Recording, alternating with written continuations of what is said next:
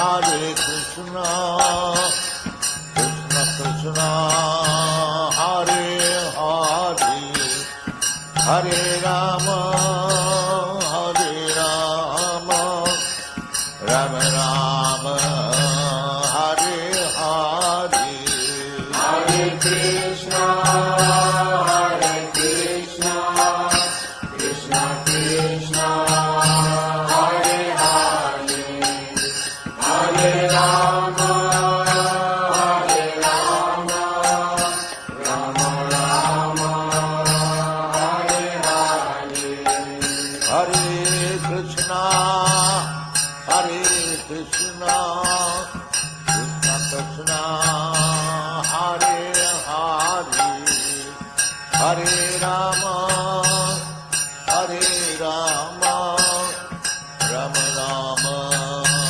Hare Hare, Hare Krishna, Hare Krishna, Krishna Krishna, Hare Hare, Hare Rama, Hare Rama, Rama Rama, Hare Hare, Hare Krishna, Hare Krishna, Krishna Krishna, Hare Hare, Hare Rama, Hare Rama, Rama Rama, Hare Hare, Hare Krishna, Hare Krishna, Krishna Krishna, Hare Hare, Hare Rama, Hare Rama, Rama Rama, Hare Hare, Hare Krishna, Hare Krishna, Krishna Krishna, Hare Hare, Hare Rama, Hare Rama, Rama Rama, Hare Hare, Hare Krishna, Hare Krishna, Krishna Krishna, Hare Hare, Hare Rama, Hare Rama, Rama Rama, Hare Hare, Hare Krishna, Hare Krishna, Krishna Krishna, Hare Hare, Hare Rama, Hare Rama, Rama Rama,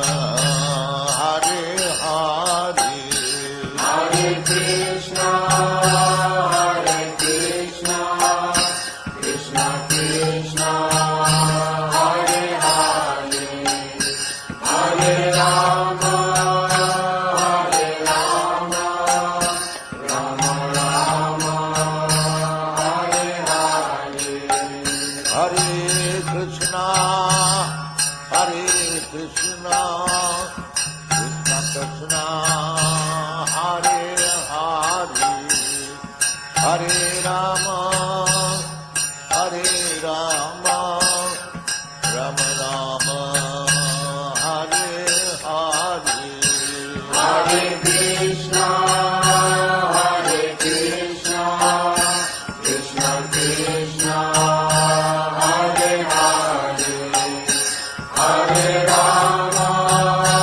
Hare Rama, Rama Rama, Hare Hare, Hare Krishna, Hare Krishna, Krishna Krishna, Hare Hare, Hare Rama, Hare Rama, Rama Rama, Hare Hare, Hare Krishna, Hare Krishna, Krishna Krishna, Hare Hare, Hare Rama, Hare Rama, Rama Rama,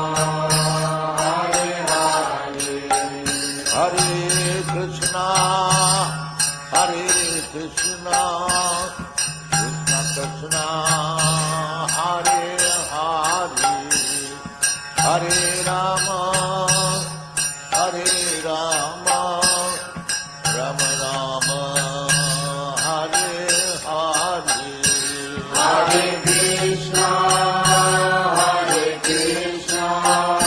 Krishna Krishna, Hare Hare, Hare Rama,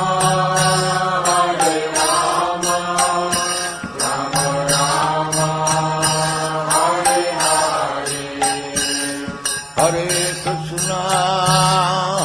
Krishna, Krishna Krishna, Hare Hare, Hare Rama, Rama Rama, Hare Hare, Hare Krishna, Krishna Krishna, Hare Hare, Hare Rama,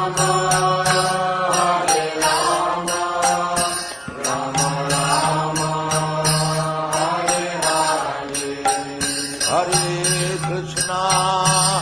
Hare Krishna, Krishna Krishna, Hare Hare,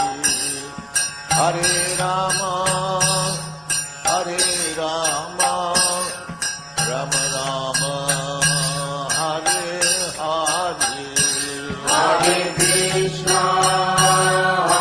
Krishna, Krishna Krishna, Hare Hare, Hare Rama, Rama Rama, Hare Hare, Hare Krishna, Hare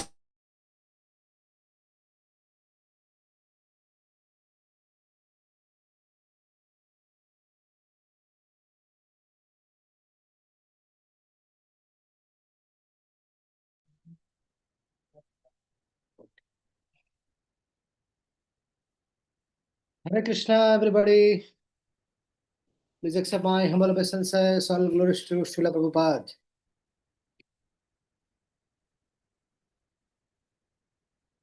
So we are very eagerly waiting for one of the greatest preacher in our society. Chaitanya Charan Prabhu will be with us anytime. So, let me continue discussing with all of you from the point of view of studying Śrīmad Bhāgavatam on daily basis. Yesterday we were discussing. So we were discussing about how Prabhupada ji took great effort in writing this Śrīmad Bhāgavatam. Imagine if Srila Prabhupada did not do that. So what could have been our situation? I mean, there are several commentaries on Śrīmad Bhāgavatam which are available, but they're all in Sanskrit. So having such an important contribution like having it in English language, and then now we have it probably in 70, 80 languages across the world. Thanks to the Bhakti Yoga Book Trust, they're doing something very amazing work by bringing in Vedic Shastra, Vedic scriptures in so many languages. So, dear devotees, this is a very important thing that why should we understand this most important task in our hand, that is to study Śrīmad Bhāgavatam on daily basis. Srila Prabhupada, he took Śrīmad Bhāgavatam to the Western world. Did he take anything else? No, he took just Śrīmad Bhāgavatam, and with that Śrīmad Bhāgavatam which Prabhupada took to the Western world, he conquered the Western world actually. If you very carefully observe, in that 11 years, he was actually all across the globe. He was actually on the newspapers and in the discussions all across the globe. And Prabhupada did it very simple. He simply broadcasted the glories of Śrīmad Bhāgavatam of Lord Krishna.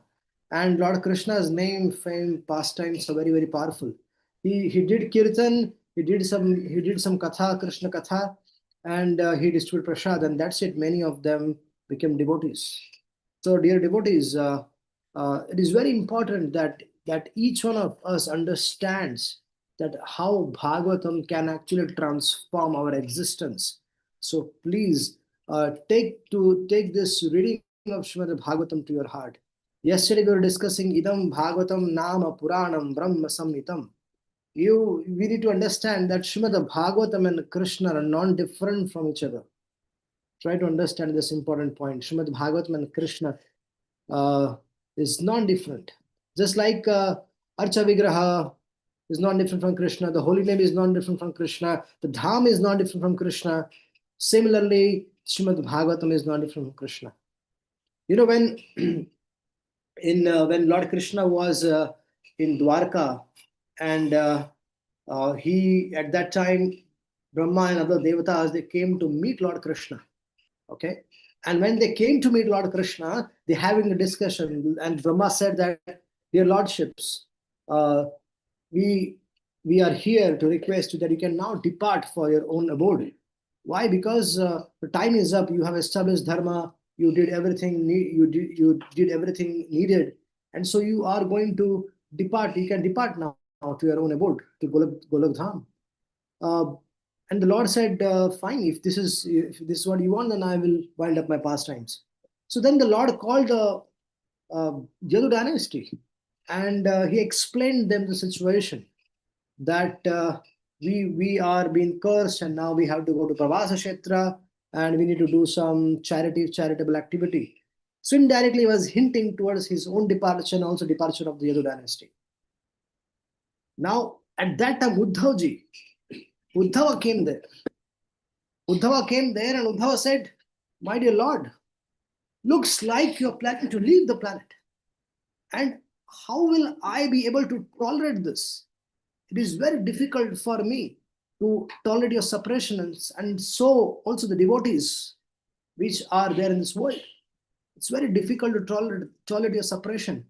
And as soon as you go, Kali Yuga is going to come. It is going to shake everybody's life. He's going to disturb everybody's life. So my dear Lord, do not go. There is no reason why you should go."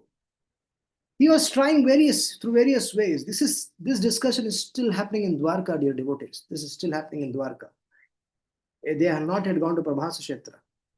Then that was the place where the 11th canto of Śrīmad Bhāgavatam was discussed. Krishna and Uddhava discussed the 11th canto of Bhagavatam in Dwarka. Yes, many of us, we have understanding that it is in Prabhasa Kshetra, but actually as per Śrīmad Bhāgavatam, we will come to that point sometime. There are shlokas and verses which proves that this discussion actually took place in Dwarka. And then what happened? Krishna told Uddhava that I have to leave, Uddhava. You should also leave to Naimisharanya. You also to Prabhasa to Badrika Ashram. You should go to Badrika Ashram, and then you remain there. So Uddhava said, "My dear Lord, but what will happen if you go? Kali Yuga is going to create nuisance here, problem here. You have come here, you establish dharma, but as soon as you leave, it is going to disturb everyone. So what is the solution?" And the Lord said, "I will come. I will again come. I'll be there in this world in the form of Śrīmad Bhāgavatam." And Sutta Goswami confirms this. Krishna swadhamo pagate dharma jnana devi saha. Kalau nashtam rasha puranarko adinodita. When Krishna left from this world, who appeared? Puran arko adinodita. Krishna appeared in the form of Śrīmad Bhāgavatam. Dear devotees, Śrīmad Bhāgavatam is our life and soul, is our everything. And this 21 days reading challenge is been conducted to encourage you, to inspire you, to help you, so that you can understand the importance of Bhagavad Dharma. And today's topic of discussion is the same, right? Today's topic of discussion is the need of spreading the Bhagavad Dharma. And Chaitanya Charan Prabhu, one of the greatest stalwart preachers, is going to come soon. So, dear devotees, a very, very important thing, that each one of us has a capacity, has a skill which can be used in the service of the Lord. So what needs to come in our life is Śrīmad Bhāgavatam. So when Śrīmad Bhāgavatam comes in our life, then whatever skill, abilities, capacity you have, that can come together, that can combine, and you can contribute in a much, much bigger way in the service of Srimad Bhagavatam, broadcasting the glories. So that nourishment, that nourishment will come through Srimad Bhagavatam. If we remain away from Bhagavatam, it is like remaining away from the food for a number of days. Just like we eat prasadam food daily, morning, afternoon, evening, we need food for our sustenance. Similarly, this Bhagavatam is needed. It should be the part of our everyday life. Please, dear devotees, make Srimad Bhagavatam as a part of our daily routine. Pibata Bhagavatam Rasmalayam, drink, eat. Think about it doesn't matter we are a brahmachari, we are a grahastha, we are a vanaprastha, we are a sannyasi. Srimad Bhagavatam is for everyone. So, dear devotees, please make a sincere effort of start to developing this habit of studying every day. And I'm going to tell you something that Vedavarsity is planning till next 1 year. Vedavarsity is planning to train up 500 devotees till the next Gaur Purnima, with helping them with studying and making them into teachers and preachers of Bhagavad Dharma. Our target is 500 devotees we want to offer in this mission of Bhagavad Dharma in next 1 year. There is a Bhagavad teachers training course, and in the Bhagavad teachers training course is an entrance exam which is already on the website. It is already on the website. You just have to give the entrance exam, pass that entrance exam, and if you pass that entrance exam, you will be those 500 devotees. You will be one of those 500 devotees whom Vedavarsity will be training them in becoming teachers and preachers of Bhagavad Dharma. We will also engage in preaching activities around the world. So we have tie-ups with a lot of other institutes across the world, and we are working very closely with them. So Bhagavad Teachers Training Course entrance test is live on the website. I'll be sharing that once you pass that is based on the first canto of Srimad Bhagavatam. Once you cross that, you become eligible for this. There is no charges, no upfront fees. And what are we going to do in this? We are going to teach you 6 ways of studying Bhagavatam. Okay, we're going to help you how to make notes for studying, how to make notes for giving classes, how to give a seminar on Bhagavatam, how to give a Sunday feast class, how to give if you want to give a course on any book of the acharyas, this course is going to train you up. And there are so many such other benefits. You will also be able to start your own study circle. You can start your own Bhagavatam school. You will be able to give classes on any subject matter of Bhagavatam, Chaitanya Charitamrita, and Bhagavad Gita. This is what impact this Bhagavad Teachers Training Course is going to bring in your life.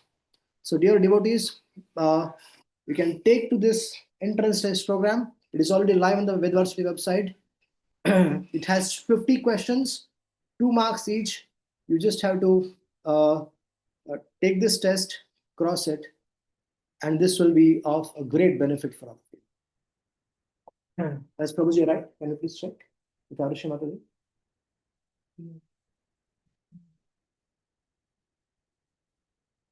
Let me just call up Prabhu and check. Where is he?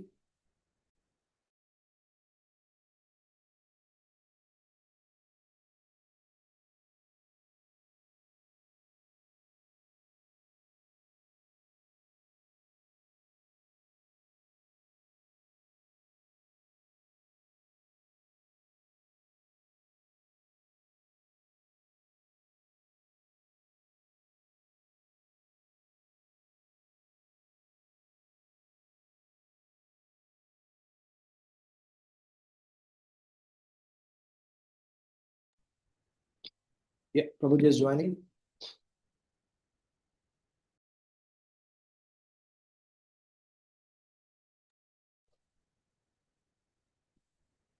So this is our offering which we are doing for the whole of society.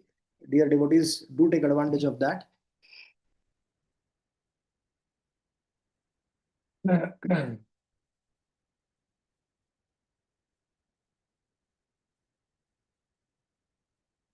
Yes, we will be sharing you just have to enroll for that Bhagavad Teachers Training Course entrance exam, and then you can directly, there are steps given how you can appear for the exam. Appear for the exam, you'll also get your, you'll also get a certificate there. And then with that, you can join our course, which is starting from 15th of June to 30th of June. That is those 15 days will be training program for all of you. Thank you. Prabhuji is here.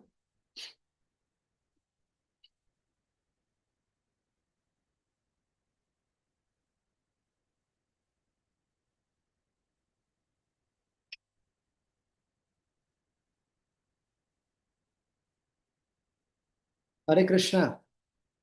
Jai. It is our great fortune to have a wonderful and amazing preacher and teacher of Bhagavad Dharma with us. We have His Grace Chaitanya Charan Prabhu. He is a great inspiration for me. He has been, uh, I don't have words to clarify him, but this is an opportunity I want to take to thank Prabhu for his immense contribution and services he has rendered over the past so many years to the Vaishnava society by exclusively traveling across the world and inspiring devotees to take shelter of Bhagavad Dharma, to take shelter of our Vedic scriptures, to take shelter of Bhagavad Gita, Bhagavatam, Chaitanya Charitamrita. It is my great fortune to welcome His Grace Chaitanya Charan Prabhu. Dear devotees, Hare Krishna, Krishna Krishna, Hare Hare, Hare Rama, Rama Rama, Hare Hare. Prabhuji is a globally renowned author. He is a speaker and a lifestyle mentor and a coach.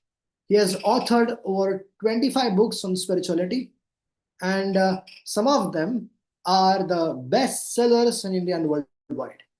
He is a motivational speaker, he's a specialized life coach, he's a guide to professionals, he's a guide to corporate leaders, and seeing the problems like stress, depression, addiction, and overall misdirection, he felt inspired to dedicate his life to the cause of sharing the spiritual wisdom.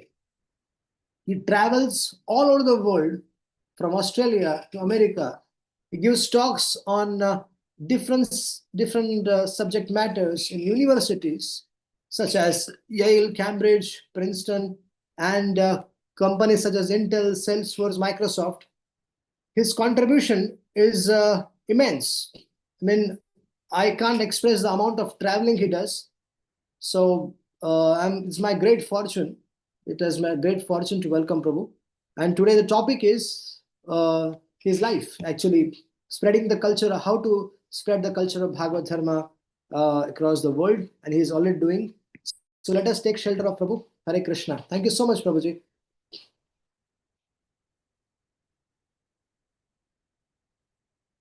Prabhu, you're muted. Co-host, please unmute Prabhu. So you're co-host yourself, Prabhu. You can unmute yourself. Thank you. Okay. Am I audible, Prabhu? Yes. Yes, Prabhu. Okay, wonderful to be here. I also joined from another device. I'm just sharing my screen. We'll see the Bhagavatam verse and I'll write and draw a few things. Great, great, great. Is this also visible? Yes, Prabhu. Yes, yes. Okay. Thank you. So first of all, I'm deeply grateful to be here with all of you. And it's an inspiring initiative that Sundar Prabhu and the entire team has done over the last decade or more. The way three things: the study of the Bhagavatam, the study of our Acharya's texts, and the widespread inspiration to foster systematic deep dive into the Bhagavatam. What all of you have inspired, what all of you have taken up is remarkable. And I'm humbled and honored to be here with all of you today. And I'll speak on the importance of sharing the Bhagavatam today. Om Ajnanatimirandhasya Jnananjanashalakaya Chakshurunmilitam Yena Tasmai Shri Gurave Namaha Nama Om Vishnupadaya Krishna Presthaya Bhutale Shrimate Bhakti Vedanta Swami iti namine. Namaste Saraswati Deve Gauravani Pracharine Nirvishesha Shunyavadi Paschatya Deshatarine Vancha Kalpatarubhyascha Kripa Sindhubhya Evacha Patitanam Pavanebhyo Vaishnavebhyo Namo Namaha. जय श्री कृष्ण चैतन्य प्रभु नित्यानंद श्री अद्वैत गदाधार श्रीवासादि गौर भक्त वृंद हरे Krishna Krishna Krishna Hare Hare Hare Ram Ram Ram Hare Hare. My dear Lord, please guide us all so that we can be convinced that your love and your mercy is the supreme reality in this world. Hare Krishna. So this is Kantra Śrīmad Bhāgavatam, Canto 1, Chapter 5, Text 11. Tadvag visargo janatag viplavo yasmin pratishlokam abadvatyapi namanyanantasya shoankitani yat shunvanti gayanti grunanti sadhava. On the other hand, that literature which is full of descriptions of the transcendental glories, of the name, fame, form, pastimes, etc., of the unlimited Supreme Lord, is a different creation, full of transcendental words directed toward bringing about a revolution in the impious lives of this world's misdirected civilization. Such transcendental literatures, even though imperfectly composed, are heard, sung, and accepted by purified men who are thoroughly honest. So this is the key verse which describes what the Bhagavatam is, what its purpose is, what its potency is. So I'll write certain things as I explain, and I'll be using, normally whenever I give a Bhagavatam class, I use an acronym called CHIT, CIT. We want to expand our consciousness. CHIT is consciousness. So first, I'll look at the context of what is going on. Then the body of the class will be some insights we will discuss. And then finally, there'll be a takeaway for us. So what is the context over here? In the 335 chapters that are there in the 18 cantos of the Śrīmad Bhāgavatam, this is the first canto with 19 chapters. And here we have the first major conversation, chapters 4 to 6. This is the Narada Vyasa Samvad. And this is the conceptual origin of the Bhagavatam. And in it we are in the 5th chapter. And here conceptual origin means what? That generally nowadays everybody who is a content creator also has to become a publicist. So when an author writes a book, then often there are podcasts or there are interviews where you want the story behind the story. Okay, why did you write this book? So why did you write this book? So here, like that, how did this book come about? So historically, we know it is a conversation between Parikshit Maharaj and Shukadeva Goswami. But conceptually, it's described over here. Narada is telling Vyasadeva, Narada Muni is telling Vyasadeva that what is the literature that is distinctive from all other literature? And that is that which glorifies the Lord. So this verse contrasts with the previous verse, which talks about how there are so many other literatures in this world. So the conceptual basis, conceptual foundation, conceptual origin of the Bhagavatam is that pure glorification of the Lord is needed. And how do we have that pure glorification? For that, there's the Bhagavatam. Now, the Bhagavatam is to be understood at multiple levels. At one level, the Bhagavatam is a text. It is a book. Beyond that, the Bhagavatam is a message. That the text that we have now is having a particular number of verses, particular number of chapters. Now we have the Chaturshloki Bhagavatam. We have what was spoken by by the Lord to Brahma. So we have the message of the Bhagavatam, and then we have the principle of the Bhagavatam.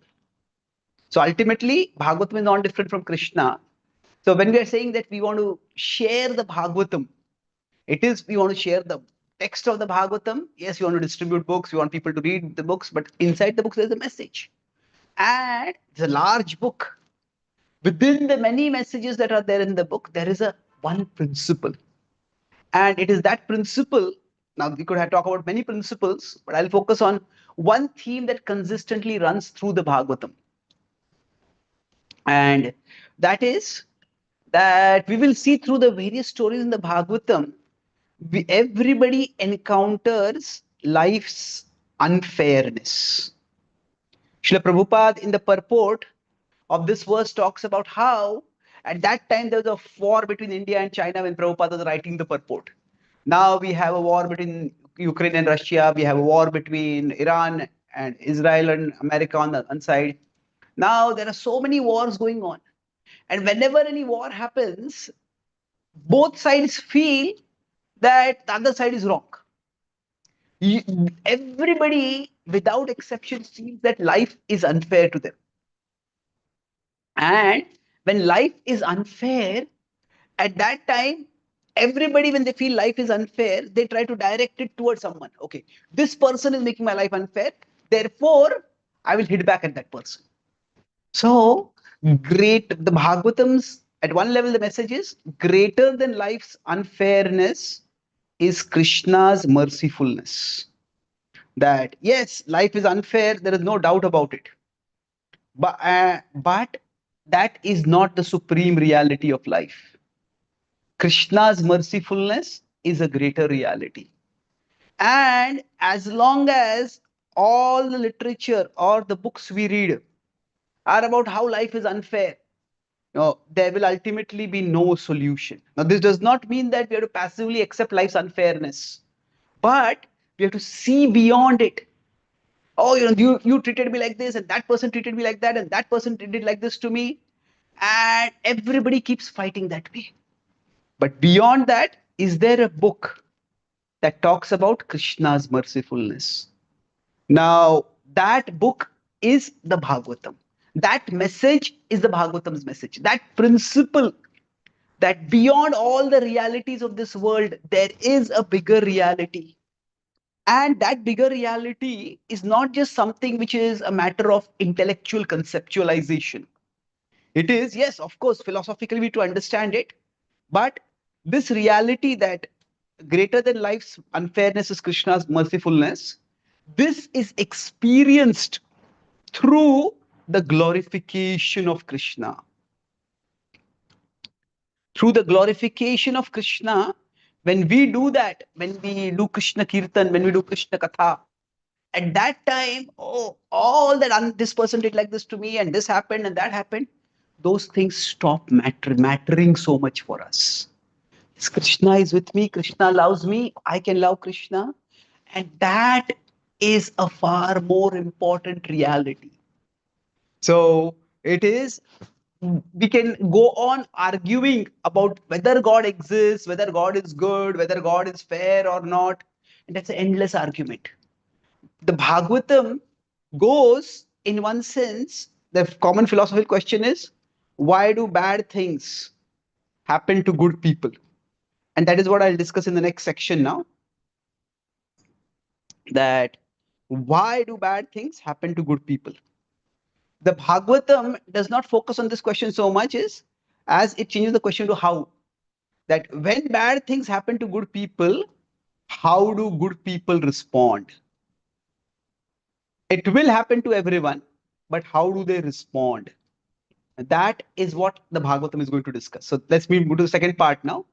So the more we can focus on Krishna's mercifulness, the more we can help others to see that there is a higher reality beyond the reality of this world. That's when we will be able to actually go beyond the constant conflicts of this world. So I'll focus my entire class on one acronym, unfair. I'll talk about how this theme of greater than the world's unfairness is the Lord's mercifulness. So I'll talk about 6 stories from the Bhagavatam. Now, all of you know the stories. So I won't be elaborating on the stories. I only will be talking about the stories from the perspective of how the Bhagavatam is developing this thought. So the first is unreasonableness. So unreasonableness is what? That is what Parikshit Maharaj himself experiences. That is the starting story of the Bhagavatam. Parikshit Maharaj is a king, and it's a small mistake on his side. It's completely an understandable mistake. That he was hungry, he was thirsty, and he felt that the person who could provide him water was neglecting him, and he got angry at that time. It is understandable mistake. And then what happened for that? He got a death sentence. And the Shringi could have killed him at that moment itself. You die right now. Why did Shringi say that you will die after 7 days? Because he wanted Parikshit to suffer the pain of utter powerlessness. That you think you are a powerful king and you have no power to stop your own death. So for a powerful person to be defeated or to die is difficult, but to watch oneself being defeated and to not be able to do anything is even more difficult. So in case of Parikshit Maharaj, so how was it unfair? See, the basic principle of unfair is that whenever we talk about unfair, what it means is essentially that I do something and I get something opposite. So fair would be what? What I do, I get back that. So in the case of Parikshit Maharaj, what happens is there is a mistake, but it is a small mistake. And the result of that is a devastating punishment. It is utterly unfair. And among the many questions Parikshit Maharaj asks to the sages who are guiding him, and especially Shukdev Goswami, Parikshit Maharaj never asks, why was I cursed like this? Is there some past life reason? Had I done something in my past life? Please tell me that story. He doesn't even bother about that. He accepts that this happened.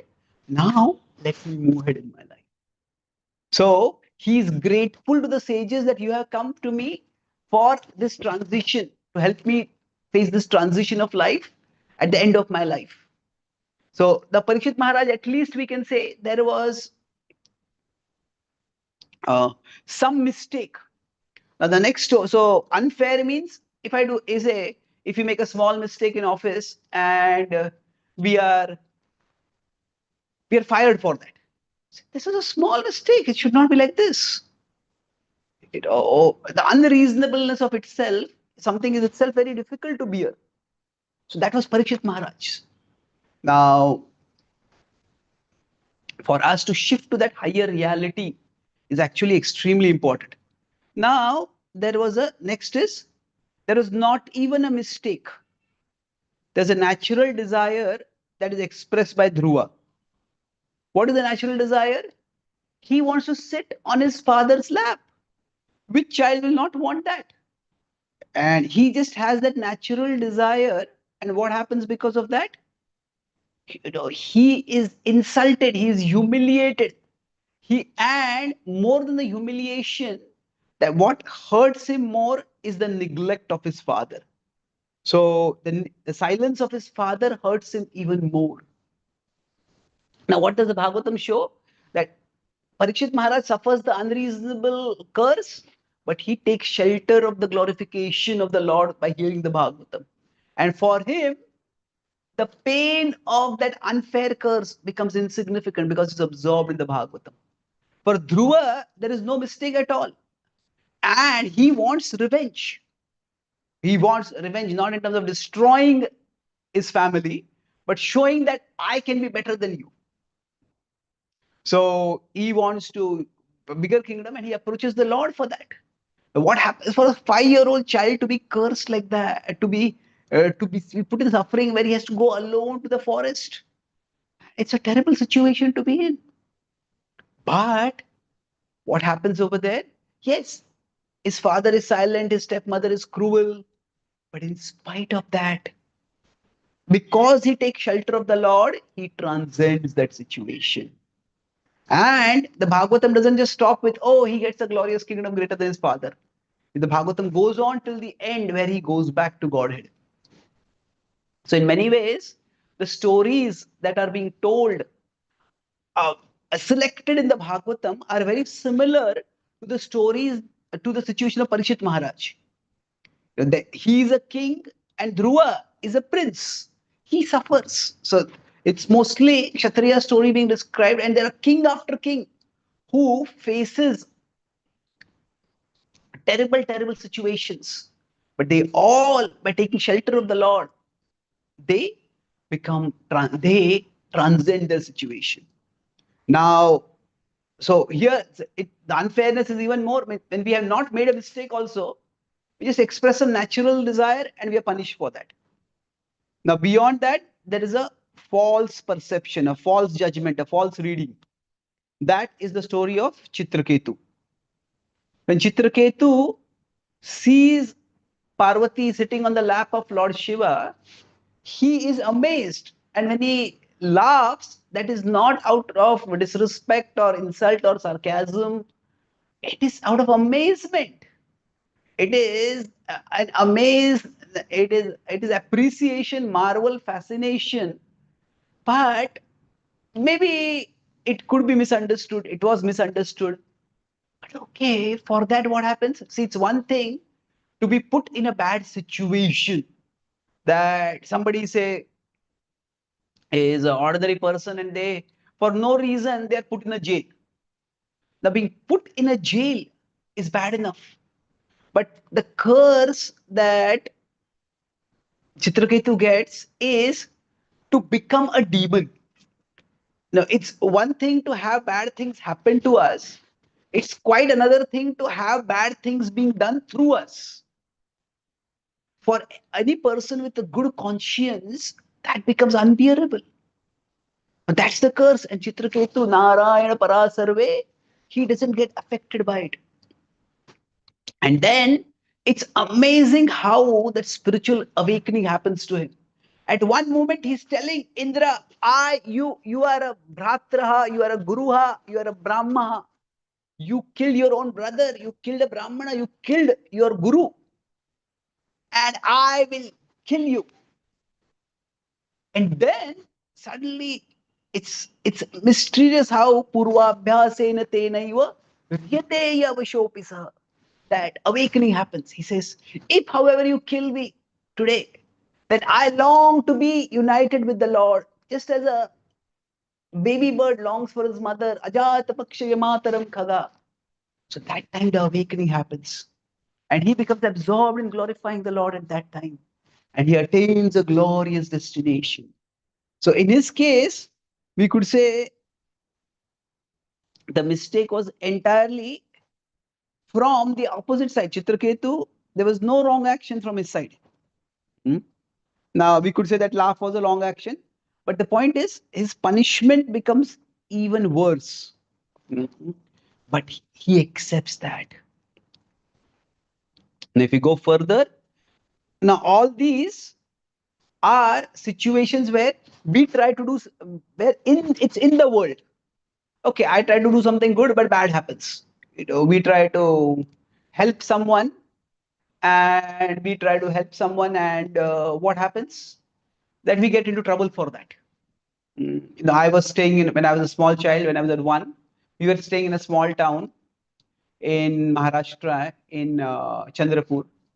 And both my parents we were middle class, my parents were well educated. So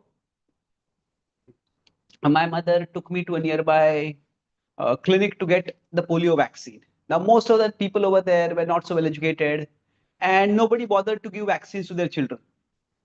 Now, my mother took me to get the vaccine, and somehow, because it was a small town, the power supply was not good over there. So what happened? The previous night the fridge, the power supply had been cut off over there, so the fridge had got heated up. And because the fridge had got heated up, the vaccine had got contaminated. The germs in it had multiplied. And neither the attendant nor the physician noticed it. And when that vaccine was given to me, instead of preventing polio, it ended up causing polio. So I don't remember anything about it. But I was just learning to walk, and at that time I fell down. And I could never walk normally thereafter. Now, my mother went out of her way to try to protect her child, and what others were not doing, and that backfired.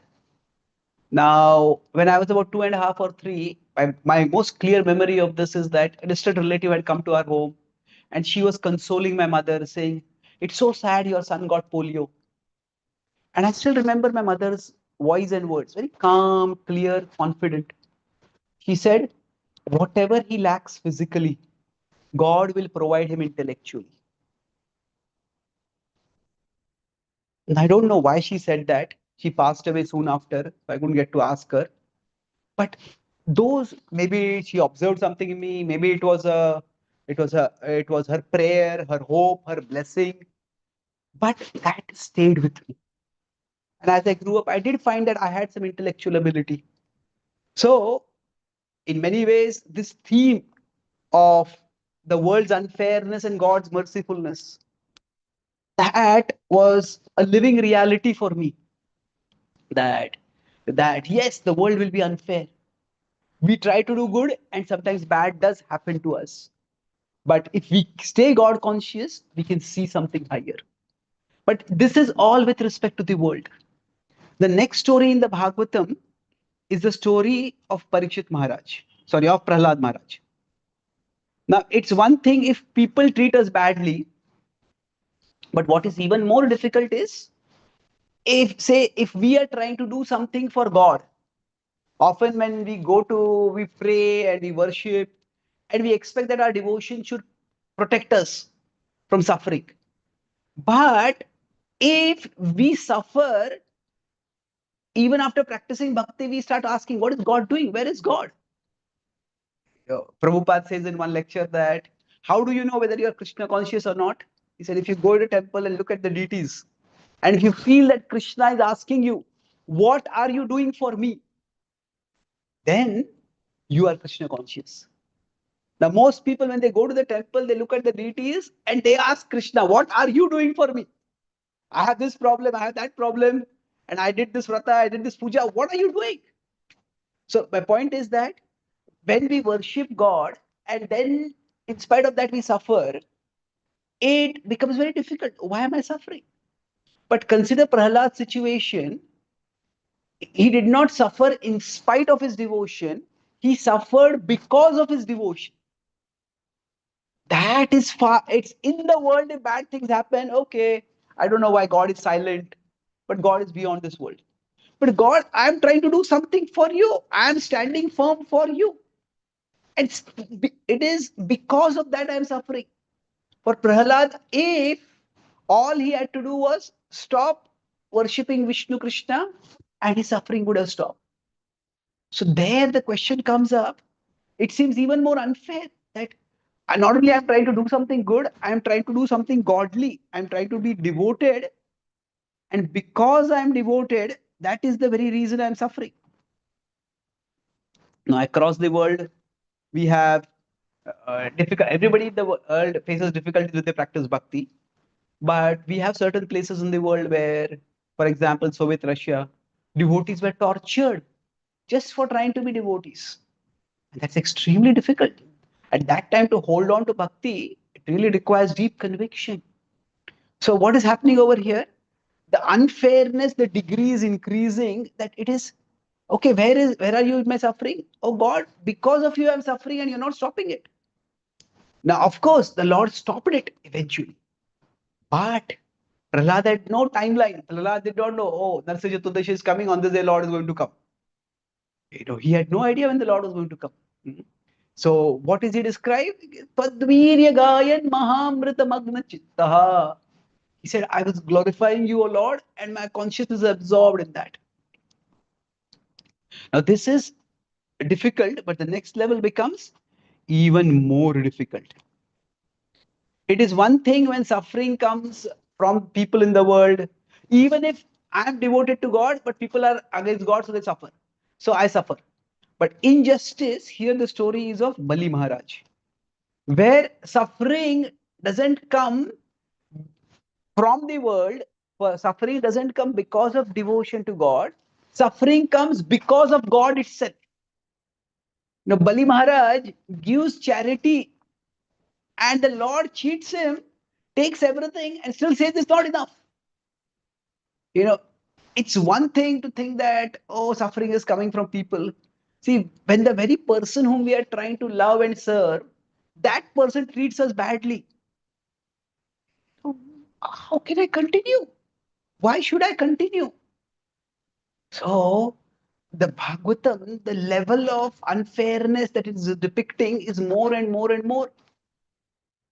Now, if we consider, in some ways, Chitraketu, if we consider, Prahlad's story and Bali Maharaj's story, Prahlad's story is actually where he's still a small 5-year-old boy and his father tries to attack and kill him, which is terrible. And he kill him. But in the case of Bali Maharaj, he's a king and he goes against the advice of his material guru to be devoted to God. And that should be considered glorious.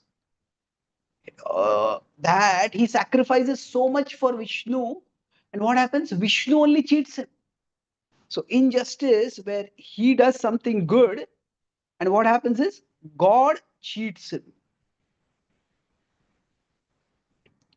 And then how does one bear that? Bali Maharaj said that no one has suffered punishment, no one has given punishment, oh Lord, the way you have given punishment. But because it is you who are giving it, I accept it. And the greatest level of suffering, unfairness, that is, God may be unjust to us. That is very difficult. Say if we are working for someone, maybe we are trying to serve our guru or some senior devotee, and that we do a lot for that devotee. So maybe they want to build a temple, and we contribute not just lakhs but crores for the temple, and the temple is opened. That same person doesn't even mention our name. They mention everybody else's name. So then small services they've done, and they don't mention our name. That feels unfair. It feels terrible. So Bali Maharaj's injustice is far more than that. But the highest is the gopis. The gopis are rejected by God. And at least in injustice, okay, God treats unfairly, but Krishna doesn't reject Bali Maharaj. The gopis give up everything for Krishna. And Pati Sutanvaya Bhratru Bandhavan Ati Vilanghyate Antyachyutagata. Because we have given up our whole family of Krishna to come to you in the forest. And then they say, you have abandoned us. Hitavayoshitas Kastya Nishi. How can you abandon us, Krishna?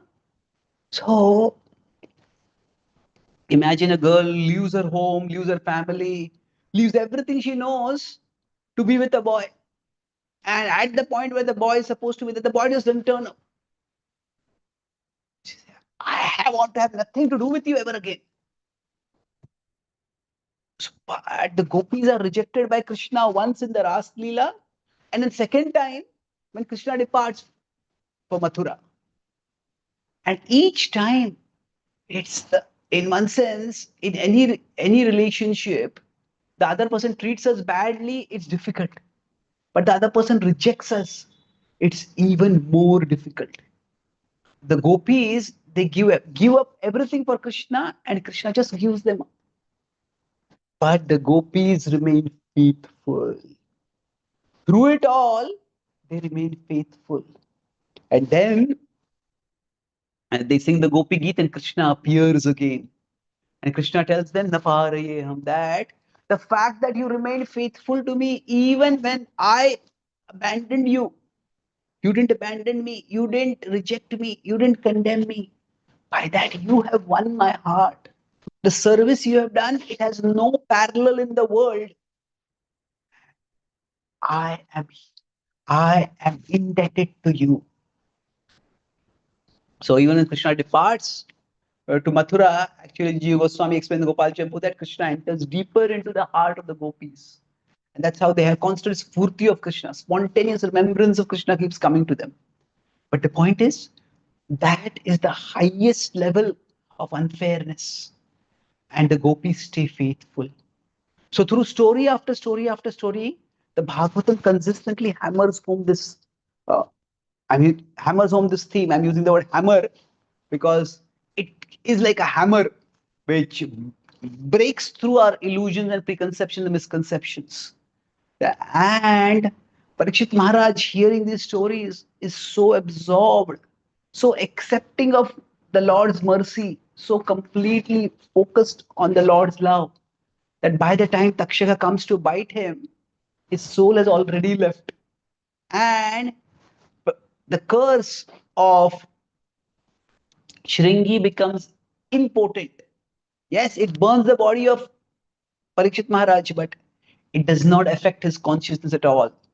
As Kapila has said, Kapil Dev has said earlier in the third canto that Madashraya Katha Mrishta Shunvanti Kathanti Tapanti Vividastapa Naitan Madgata Chetasaha. Those who are absorbed in me, they go beyond all the sufferings of this world. So that is what ultimately Srila Prabhupada demonstrated. If we consider Srila Prabhupada, he tried so much to serve his spiritual master, his spiritual master's mission. And what did he get in return? Oh, setback after setback after setback, reversal. Srila Prabhupada started a business and he worked extremely hard in his business and it just didn't work. One after another, he faced setbacks. He tried something in Calcutta, he tried something in Mumbai, he tried something in Prayag. In those times, business people would not relocate so much. Government servants would get transferred. But Prabhupada relocated because he wanted to, through his business, serve his spiritual master. That didn't work. He tried to start a magazine, The Back to Godhead. There were no takers. Now, again, what is the point over here? It all can seem so unfair. He's trying to do something for Krishna and there are no takers. He's trying to try the League of Devotees. And what happened? Nothing. The very people who were supporting him turned against him. He tried to work in the Gaudiya Mutt under his god brothers, and they started feeling insecure that he's having too much of a vision. And they tried to cut his lips and, clip his wings and keep him controlled. And then when he wanted to go to America, he got no support at all. No, by the age of 70, he had been lifelong trying to serve his Krishna's mission, and he had nothing to show. He had a couple of books, glorious books. He had written the Bhagavatam first canto, 3 volumes, and the President of India had appreciated. The Prime Minister of India, Lal Bahadur Shastri, had appreciated. So that was there. But Prabhupada didn't just want to be an author of a book. He wanted to be a transformer of lives, and he did not see that happening in India. So he decided to go to America. And he had no support, and yet he kept going on. If Prabhupada wanted to see how life was unfair to him, his spiritual master gave him an instruction, but he had no support system. If we consider, this is not to minimize anyone, but if we consider Srila Prabhupada's god brothers and Srila Prabhupada, they went on a mission to the West. Now, if we consider, the difference was, there are 4 major differences. That Srila Prabhupada was alone. And his god brothers, there were 2 of them who went. And Prabhupada had no guidance at all, no association, no guidance. They had constant guidance. So much guidance that many of the major speeches, talks that they would give in some elite forums, actually Bhaktisiddhanta Thakur would write the speeches and send them by post. And they would read out those speeches. So they had the guidance of their guru for making these decisions, for the preaching. Then Prabhupada had no sponsor, no financial support from his guru's mission, no sponsors. Their mission was fully sponsored. Now, it was from India that the funds for their preaching were going. Now, not only that, Prabhupada had no contacts in America. Now, when Bhaktisiddhanta Thakur was in India, he was strategically developing a relationship with the British government. And he had invited the viceroy also come to the temple, Gaudiyama temple. And that's how when his disciples went to UK, they had commendation letters from the Governor General and the viceroys. And that's how they were able, many doors were opened for them. So Prabhupada could say that I had nothing. And yet, when he is in America, he composes this prayer, Markine Bhagavad Dharma.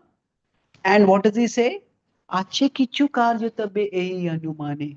Nahi keno anipena ei ugrastane. Krishna, you must have some plan, otherwise, why would you bring me here? So, Prabhupada had that confidence. The Prabhupada does not think that he is praised. I have written a book on this Markine Bhagavad Dharma prayers recently. So the point is that Prabhupada is not saying, oh, these people will not understand Sanskrit, people will not understand my English pronunciation, people will not understand, their culture is different, their philosophy, their worldview is different. Prabhupada simply says that Bhagavatera Katha Sahi Taba Avatar Dhira Hayya Shune Jadi Kane Bara Bar. If they just hear the Bhagavatam, they'll become purified. They'll become sober. And Prabhupada's prayer to Krishna is that Krishna, please make my words understandable to them. Alankruta Koribara Kamata Tomar. So Prabhupada did not focus on the unfairness of it all, that at the age of 70, after a lifetime of struggle, he had nothing to show and he was all alone on the coast of America, not knowing whether to turn left or right. But Prabhupada, greater than the world's unfairness, was Krishna's mercifulness. Krishna, you must have some plan. Nachao, nachao, Prabhu, nachao se mate. So everybody is struggling and suffering in the world. And everybody is finding out this cause of suffering and that cause of suffering and that cause of suffering and causing fights because of that. But it is when we focus on Krishna and Krishna's mercifulness, become absorbed in Krishna, that is actually going to give relief to our hearts and to the hearts of others. And the takeaway which I'll conclude is that we are all, the whole message of the Bhagavatam in one sense is that what we are going through, everybody goes through unfairness in life. For everyone who goes through unfairness, they feel this is unacceptable, this is unbearable. And it feels like that. What we are going through is not as important as what we are going to. We are going to Krishna. Prabhupada, when he was all alone in a park in America, is telling, I have temples filled with devotees, only time is separating us. So that message that the world, what we are going through, there is unfairness. But what we are going to is Krishna's love, Krishna's mercifulness. So that vision is what will sustain us, and that is what will sustain the world. This is the principle that the Bhagavatam repeatedly illustrates, and this is what we can internalize and share with others. So why share the Bhagavatam? I'll summarize quickly what I discussed today. I talk about three main points. C was the context that we discussed. The Bhagavatam is a text, it's a message, it's a principle. And the principle is that the world is unfair, but greater than the world's unfairness is Krishna's mercifulness. And the books that talk about how the world is unfair, there are many of those in the world. But the Bhagavatam is the book that focuses on Krishna's mercifulness. And then insights, I discussed how the Bhagavatam talks about unfairness at increasingly unbearable levels. So the unreasonableness was how Parikshit Maharaj was punished. For a minor mistake, he was given a severe punishment, but still he accepted it. Now, there was not even a mistake, there was a natural desire of a child to sit on his father's lap, and for that Dhruva was punished. He was insulted, he was humiliated, and still he went on. Now, there's not even a mistake, there's a false perception that he was being offensive, and for that he was cursed. That was Rutrasur, a Chitraketu, who became Rutrasur. So he was not just uh, made to put in a suffering situation, he was made to do some demoniac activity. And then through it all, at the most miraculous moment, a spiritual awakening occurred. Atrocity. One is the world causes us suffering, but when the world causes suffering because of our devotion, it's even more unbearable. Then injustice, when it comes from people in the world, that's bad. But when injustice comes from the Lord itself, so the people around us, our God family is unfair to us, that's difficult. But if you're serving our spiritual master and our spiritual master seems to deal with unfairly, that seems to be very difficult to bear. But worse than being treated unfairly is to just be rejected. And that's what happens to the gopis. But through it all, they all stay faithful to Krishna. And they are ultimately united with Krishna, gloriously united with Krishna. We discussed Srila Prabhupada. His unfairness was, the unfairness that he experienced was both throughout his life and in terms of the facility that he had for support, facility for outreach. And yet, for Prabhupada, what happened was he remained, even in the West, he demonstrated the same principle that Krishna is with me. Krishna's mercifulness is greater than the West's degradation or whatever. So, what we are going through, all of us, we have difficulties we are going through, some of us greater than others. But more important is what we are going to. The Bhagavatam helps us to shift our vision to what we are going through. When our vision becomes focused on that Krishna, then what we are going through, it becomes bearable. It becomes even negligible for us. Thank you very much. Hare Krishna. Thank you, Prabhu. Thank you so much for your amazing way of explaining this. I was eagerly waiting for this. Wow, how will you present? And you just did it in a very amazing way, Prabhu. Thank you so much. This is, how a scholar can explain a text in such an amazing way. Prabhu, there are a lot of questions with us. We do take questions in the chat box and then we ask you. So give me permission to do this, Prabhu. So the first question is, how to intensify what we read and how to complete Bhagavatam quantitatively and qualitatively, connecting things together.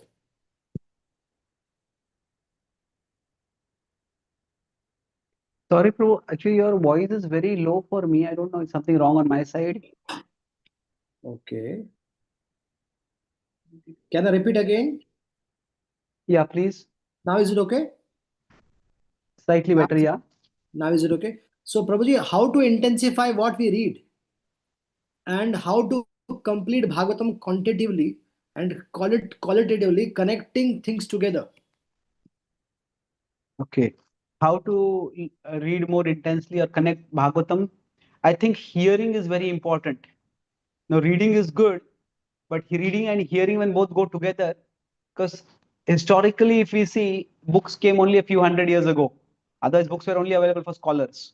But the oral tradition was what continued the Bhagavatam for over millennia.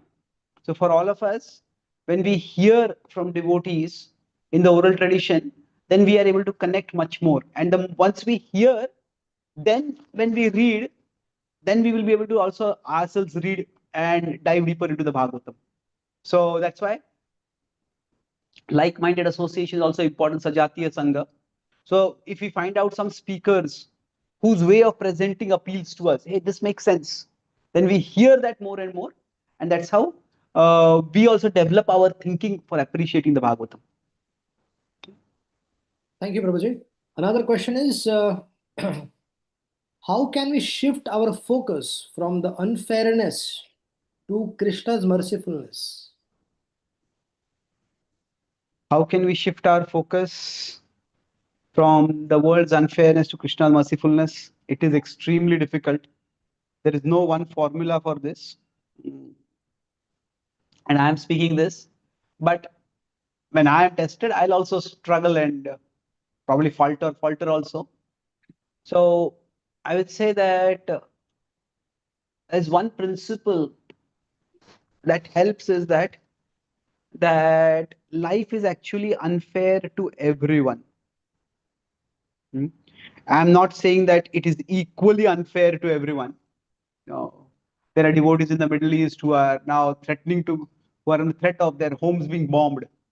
There are devotees in Ukraine who had to leave from there. So, as compared to them, the difficulties we are facing are much lesser. But life is unfair to everyone. And when we see that, what happens is when we start thinking that I alone am suffering,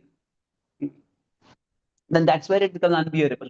But when we see that, yes, in different ways, life is unfair for everyone, so then it becomes a little more acceptable.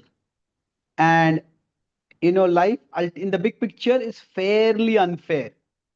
Fairly unfair means in some things we get worse than what we deserve, and some things we get better than what we deserve. So this is the choice we all have to make. We see, as I mentioned about Parikshit Maharaj, when he saw the sages coming, he didn't get caught in being resentful. Why was I cursed? He was grateful to the sages that you have come. So basically, rather than looking for the ways in which life is unfair to us, we can look for the blessings in our life. What are the blessings? So Prabhupada, when he comes to America, the first thing he is saying is, Boro Krupa Koile Krishna Adhamera Prati. Boro Krupa Kaile. What is the Krupa? He's alone, he's penniless, he's supportless, he's had heart attacks. What is the Krupa? What is Srila Prabhupada seeing? He has no facility for preaching. But what Prabhupada says is, at least I have the opportunity. My spiritual master wanted me to preach in the West. At least Krishna, by arrangement, I have come to America. So I'm grateful for that. Boro Krupa Kaile Krishna. So learning to count our blessings and then to make our blessings count. So that is very important. So yes, bad things are there in our life, but in everybody's life, good things are also there. So when we consciously focus on the good things, that's how we'll be able to shift our vision. That yes, that bad things happen, but just because bad things happen doesn't mean everything that is happening is bad. There is still good in my life, and through the good, I see God's hand. I shift towards see God's mercy and move towards that. Okay. Thank you, Prabhu. Another question is that we can understand that even in hard times we should look for Krishna's mercy. But how we should tell or explain who is not so devoted? So how can we explain to those who are not devoted? Yes. I think the challenge is that for those who are not devoted, it is important that we offer them kindness and support. That Krishna's love and Krishna's kindness is often seen through his representatives. So if we can be kind, helpful, just be there at a human level for them, slowly that will open their minds and hearts. So we don't have to try to explain that suffering. We don't have to try to philosophically justify that God is good. Let them see God's goodness through the goodness of those devoted to God. And see, basically, the suffering in the world and God, there are three ways of looking at it. Is God the cause of the suffering? Is God the cure for the suffering? Is God the comfort amid the suffering? So now, if you see what is the cause of suffering, the Bhagavatam itself says that Vakya Bheda Vimohita, that Dharma tells Parikshit that the cause is very difficult to know. Now, so rather than trying to specifically tell what is the cause, we don't know that. But ultimately, Krishna is the cure for our suffering. That when we become absorbed in Krishna, we are in Krishna, will be free from suffering. And Krishna can also be our comfort. So that no matter how much suffering is there, if we remember Krishna, we take shelter of Krishna, we can experience relief. And that comfort, if we can offer to those who are in distress, who are in pain, by that they will start slowly becoming open towards God. Okay. Thank you, Prabhu. Another question is, we still have 8 minutes with us, Prabhu. We can take 2-3 more questions. So if we constantly feel some inner desire, like to become rich, like as was the case with Dhruva, who was insulted, so should we curb the desire or try to transform the desire as per Krishna's merciful point that you raised? What if one is unable to raise up to that standard where one can mitigate that feeling? Okay. See, broadly in the Bhakti tradition, with respect to desires, we take different examples. We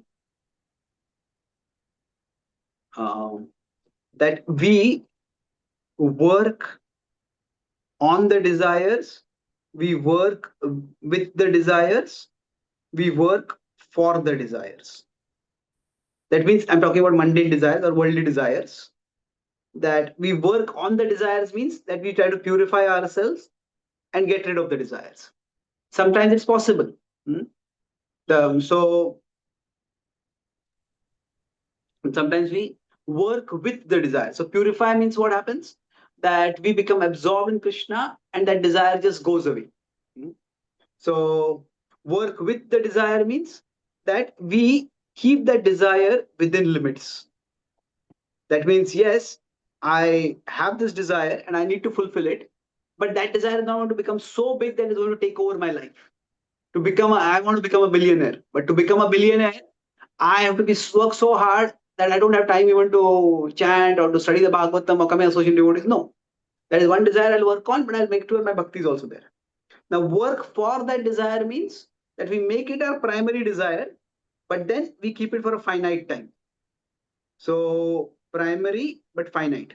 Okay, for this 1 year, for these 5 years, I may have to work on this particular desire, but I'm going to do some basic level of bhakti even during this time. And after, if it works out, it's Krishna's plan, it will work out in this much time, well and good. If it doesn't work out, I'm going to move on towards Krishna.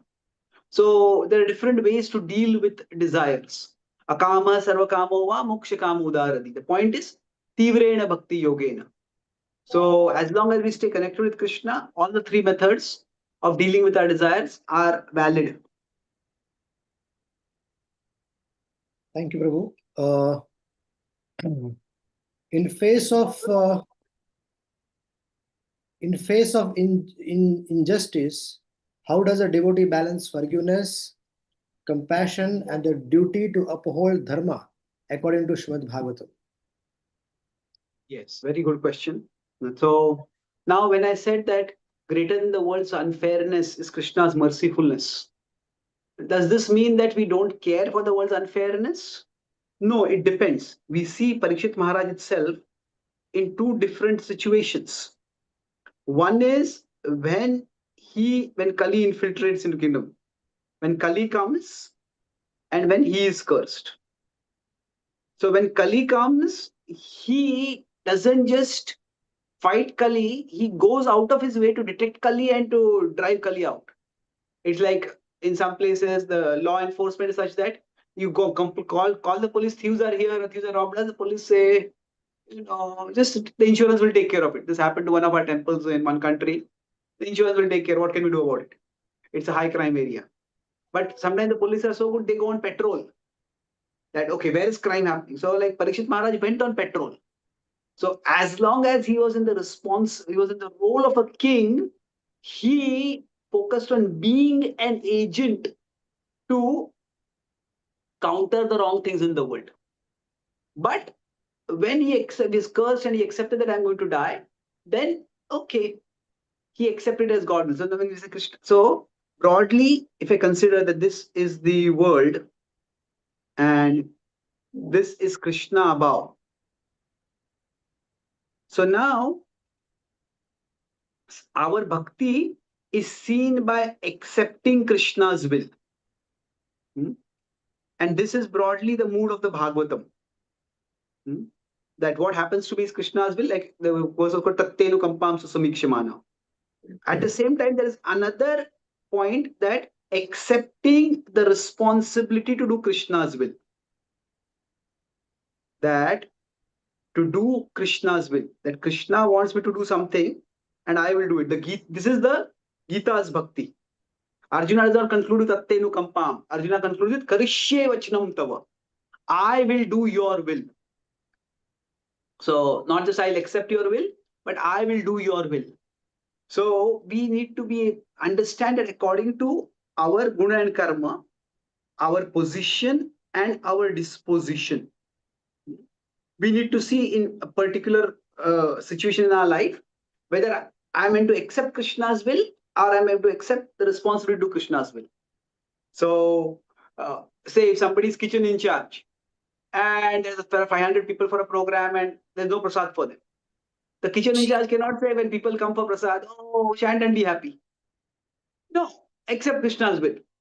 If you have become the kitchen in charge, you have to accept the responsibility to Krishna's will. That means, okay, if we cannot have prasad for so many people, what do we do? At least we need to give something. What can we cook right now? What can we arrange? So that means the world is unfair. Sometimes we accept the world's unfairness and we focus on our Krishna bhakti. But sometimes in the service of Krishna, we fight the world's unfairness. So it depends on the Ishkal Patras. In Prabhupada in Jhansi, and the people over there conspired against him, Prabhupada walked away. But when Prabhupada was in Juhu, he didn't walk away. He fought back. Why? Because Juhu was prime property at that time. Juhu was also, Prabhupada was a place at a time when he had followers who could fight for him. So Prabhupada considered it that this is not a point to accept this injustice of Krishna's will. He did not become bitter, he did not become godless, but he fought back. So basically, there can be surrender in the mood of Draupadi, where she raises her hands in Krishna. Oh, Krishna, accept your will. But there can be surrender in the mood of Arjuna also, where Arjuna raises his arms. Our arms means he raises weapons, his Gandiva, to Krishna's will. So, but when we do either way, our focus is on Krishna. Krishna, how can I serve you in this situation? Tadami buddhi yogam tam yena mam upayanti te. So that's why the bhajatam priti purvakam, if it is there, then that how can I serve Krishna in this situation will become clearer for us. Thank you. Thank you, Prabhu. Respecting your time and everything. Thank you so much for your association. And we also thank everyone for your wonderful time and your eagerness to discuss Śrīmad Bhāgavatam with Prabhu and to eagerness to study as well. So thank you so much. And we look forward to all of you for this wonderful initiative diving into the Bhagavatam. And Prabhu, amazing pioneering work you're doing in service to the Bhagavatam. My obeisances to you. Hare Krishna. Hare Krishna. Thank you, Prabhu. Hari Hari. Thank you so much.